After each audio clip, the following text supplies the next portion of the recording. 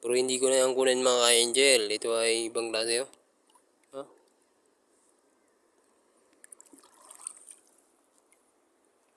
Tiri ko. Yan ang sunset. Natatabunan na ng bundok.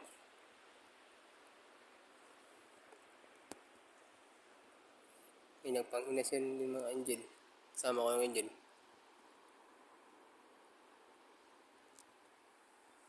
Ibas-ibas na rin siya mga ka-angel. Dito na ako sa buya mga ka-angel. Ayun o, buya namin. Mamaya konti kasi baka may isda pa.